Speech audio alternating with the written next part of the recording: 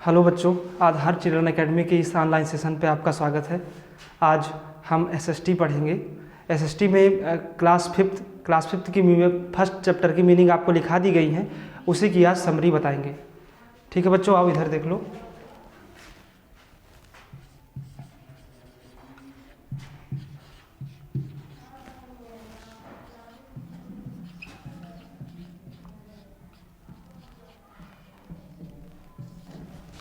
ठीक है बच्चों, रेडी हो जाओ। आप अपनी टेक्स्ट बुक भी खोल सकते हो। वैसे आज समरी बताना है आपको, सिर्फ कहानी के जैसे सुनना है। ठीक है, तो हमारे पहले चैप्टर का नाम क्या है? हमारे पहले चैप्टर का नाम है ग्लोब, कॉन्टिनेंट्स एंड ओशियंस। आपको ये तीनों नाम बहुत, आप इनसे फैमिलियर होंगे, परिचित भी होंगे। ये तीनों नामों से आपको पता चल रहा होगा कि ये तीनों अर्थ से रिलेटेड, हमारी धरती से रिलेटेड नाम हैं। तो यस, आज हम अर्थ के बारे में ही कुछ जानने जा रहे हैं। ठीक है, तो अर्थ क्या है? अर्थ एक प्लैनेट है जहाँ पे हम रहते हैं। तो प्लैनेट क्या होता है? सबसे ज़रूरी प्लैनेट ये है, प्लैनेट एक ऐसे बड़े ऑब्जेक्ट को हम बोल सकते हैं जो किसी स्टार के चारों ओर चक्कर लगाता है, रोटेट करता है। किसी स्टार के चारों ओर रोटेट करने वाला बड़ा ऑब्जेक्ट प्लैनेट कहलाता है। अब स्टार में और प्लैनेट में फ़र्क क्या होता है ये आप सब लोग जानते होंगे, पर यहाँ पर हम आपको बता देते हैं। स्टार के पास खुद की लाइट जनरेट करने की क्षमता होती है। उसमें एक, आप मानो आग लगी होती है एकदम से, उससे हीटिंग निकलती रहती है, लाइटिंग होती रहती है। लेकिन प्लैनेट के साथ ऐसा नहीं होता। प्लैनेट बने तो स्टार से ही होते हैं, लेकिन करोड़ों साल पहले स्टार से बने होते हैं, जिसकी वजह से उनकी आग बुझ चुकी होती है। अब वो शांत पड़ चुके होते हैं और वो खुद की लाइट जनरेट नहीं कर पाते। ठीक है, तो ये चैप्टर हमारा जो पहला चैप्टर है क्लास फिफ्थ की एसएसटी का, ये है ग्लोब, कॉन्टिनेंट्स एंड ओशन के बारे में। इवन पूरी हम धरती के बारे में बात करेंगे। ठीक है, तो हमारी जो पहली हेडिंग रहेगी वो रहेगी ग्लोब। ग्लोब क्या है?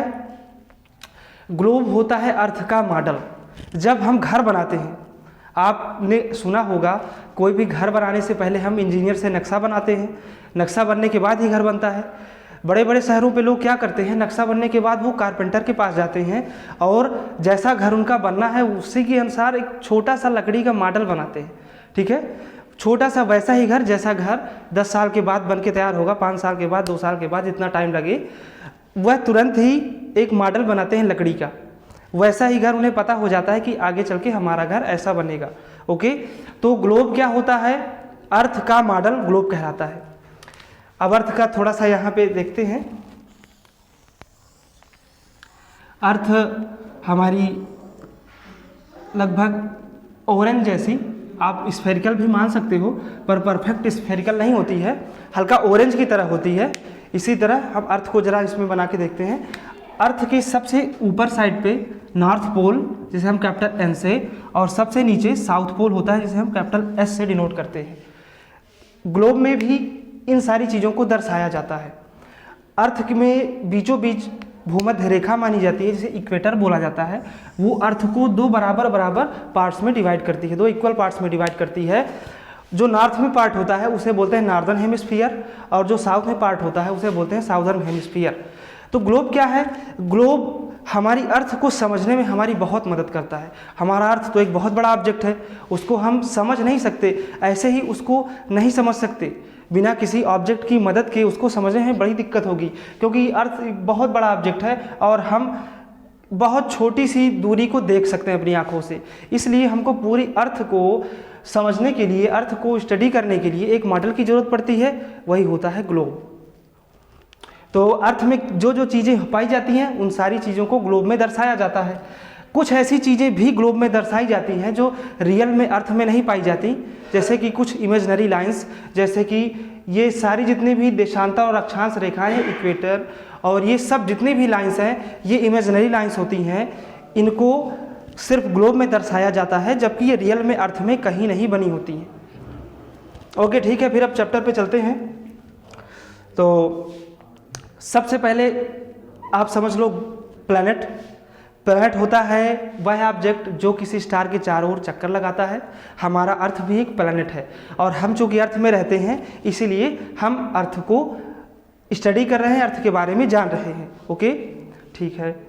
अब अर्थ के बाद आपने समझ लिया ग्लोब क्या है। ग्लोब होता है अर्थ का मॉडल। चूँकि अर्थ एक बहुत बड़ा ऑब्जेक्ट है, अर्थ का स्टडी करना काफ़ी मुश्किल है, इसलिए हम अर्थ की सारी चीज़ों को एक छोटे से मॉडल में दिखाते हैं और हम उससे जान जाते हैं कि कोई भी चीज़ कहाँ पे है। और इसका एक सिस्टम होता है मॉडल में, कोई भी मॉडल बनाने का एक सिस्टम होता है। अर्थ का मॉडल बनाने का भी एक सिस्टम है। वह सिस्टम दो चीज़ों पर काम करता है, एक वर्टिकल लाइंस और दूसरी हॉरिजॉन्टल लाइंस। दो लाइंस की ग्रिड बनती है, फिर हम उस ग्रिड के माध्यम से जान पाते हैं कि कोई भी चीज़ कहाँ पे है। फॉर एग्जांपल जैसे माउंट एवरेस्ट कहाँ पे है। अगर कोई पूछे तो हम क्या जवाब देंगे, हम बता देंगे इधर से बहुत दूर नेपाल के आगे कहीं पे है। पर एग्जैक्टली कहाँ पे है यह ग्लोब में बड़ी आसानी से बताया जा सकता है। किसकी सहायता से बताएंगे, हम यहाँ से गुजरने वाली वर्टिकल और हॉरिजॉन्टल लाइंस की सहायता से ये आसानी से बता सकते हैं कि माउंट एवरेस्ट कहाँ पे है। ठीक है, तो अब जान लेते हैं इन हॉरिजॉन्टल और वर्टिकल लाइंस को क्या बोला जाता है। वर्टिकल लाइंस को बोलते हैं लॉन्गिट्यूड और हॉरिजॉन्टल लाइंस को बोलते हैं लैटिट्यूड। अभी मैंने ये इक्वेटर बनाई थी, तो आप बताओ ये इक्वेटर क्या है, हॉरिजॉन्टल लाइन है कि वर्टिकल है?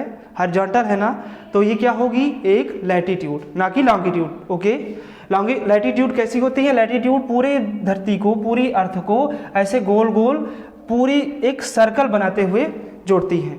और लॉन्गिट्यूड क्या होती है? लॉन्गिट्यूड ऐसी लाइंस होती है जो नॉर्थ पोल से साउथ पोल को कनेक्ट करे।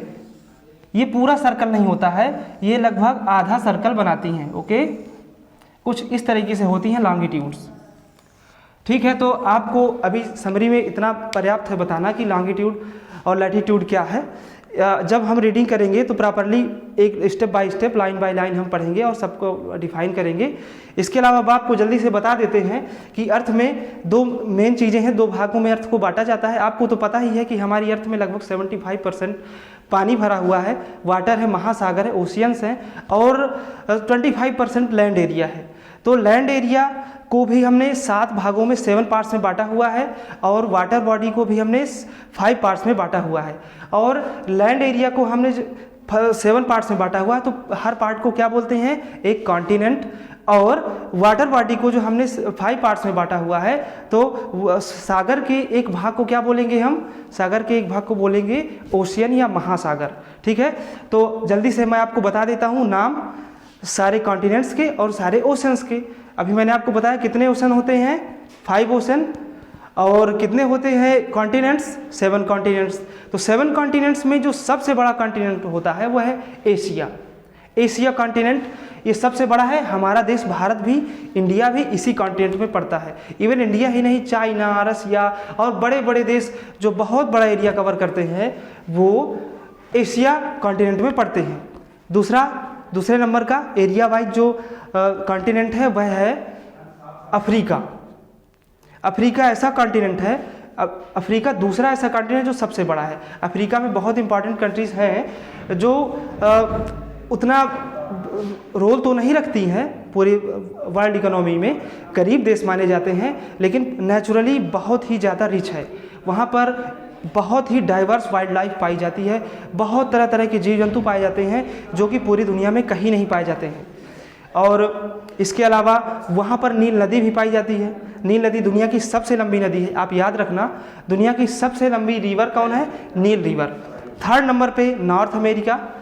नॉर्थ अमेरिका में आप जानते हैं कि बड़े विकसित देश जैसे USA और कनाडा पाए जाते हैं।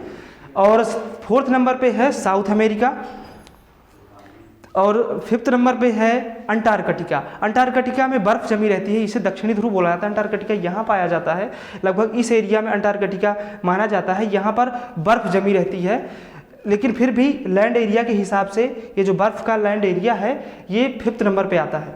और फिर हमारा आएगा यूरोप। यूरोप ऐसा कॉन्टिनेंट है जिसकी कंट्रीज़ बहुत फेमस है, पूरी दुनिया में अपनी हैसियत रखती हैं, इकोनॉमिकली बहुत पावरफुल हैं। तो यूरोप। इसके बाद फिर सबसे छोटा कॉन्टिनेंट ऑस्ट्रेलिया। आप सब जानते हैं कि ऑस्ट्रेलिया कॉन्टिनेंट कैसा है, वह एक देश भी है, एक कॉन्टिनेंट भी है और एक टापू भी है। टापू मीन्स इसलैंड भी है ना। तो इस तरीके से मैंने 7 कॉन्टिनेंट्स के नाम आपको बता दिए हैं, और 5 ओशन है, जल्दी से उनके नाम भी आप समझ लो। सबसे बड़ा जो ओशन है वो पैसिफिक ओशन। पैसिफिक ओशन इतना बड़ा है कि आधी दुनिया को कवर करता है। पैसिफिक ओशन यहाँ जापान से स्टार्ट होके सीधे अमेरिका तक है पैसिफिक ओशन। दूसरे नंबर पे आता है, दूसरे नंबर पे है अटलांटिक ओशन। अटलांटिक ओशन वही ओशन है जहाँ पे टाइटैनिक डूबा था। अटलांटिक ओशन कहते हैं कि सबसे ज़्यादा बिजिएस्ट ओशन है वो, वहाँ से सबसे ज़्यादा लोग ट्रैवल करते हैं। ओके, थर्ड नंबर पे अपना इंडियन ओशन है, फोर्थ नंबर पे अंटार्कटिक और फिफ्थ नंबर पे Arctic ocean. Arctic, north pole को आर्कटिक से समझा जाता है और साउथ पोल को एंटार्कटिक से। ओके, तो जब हम आर्कटिक की बात करें तो आप सीधे आपका दिमाग जाना चाहिए कि हम नॉर्थ पोल के पास की बात कर रहे हैं, और साउथ पोल के पास की बात जब होगी तो एंटार्कटिक टर्म आएगा। ओके, आप सब लोगों को बहुत जल्दी जल्दी बताया गया है। ये समरी थी पूरे लेसन की, आपको मीनिंग लिखाई गई थी, आपको पूरे लेसन से मीनिंग जो टफ वर्ड थे लिखा दिए गए थे पहले ही, ये समरी थी। और इसके बाद रीडिंग आपकी करवाई जाएगी नेक्स्ट चैप्टर में।